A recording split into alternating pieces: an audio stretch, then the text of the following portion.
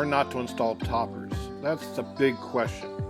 The primary purpose for retractable canvas toppers is to keep the debris off the RV slide-out roofs, making it unnecessary to climb up on the roof or a ladder to remove the debris that might jam up the slide-outs while they retract.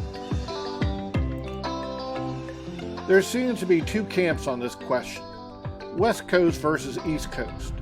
West Coast RVers, for the most part, don't have leaves or branches falling on their slide-outs and frequently report high winds ripping them, while East Coast RVers don't have the extreme winds they do, but they do have, of course, zillions of trees. Thus, a video on installing toppers. The one I chose are from Lippert.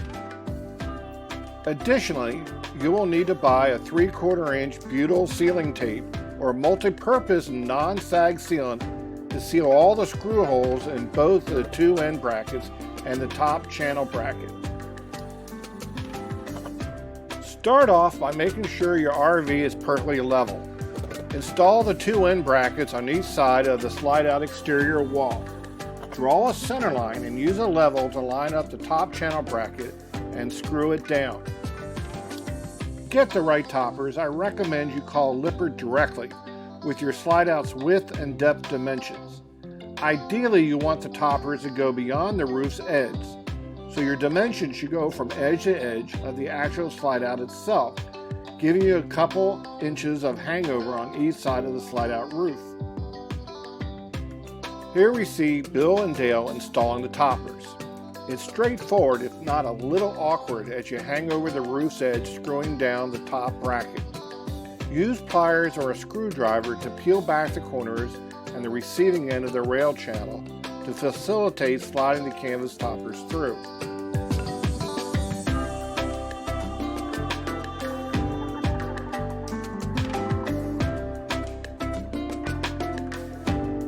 With the roller in place, slide the two end brackets over their extensions and screw them into place.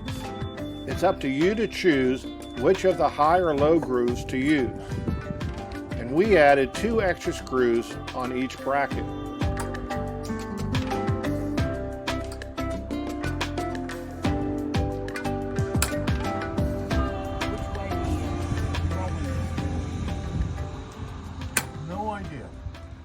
Perhaps the hardest part of the installation was removing the 2 roller holding pins. The roller must be turned 180 degrees against the spring's tension before they will drop out.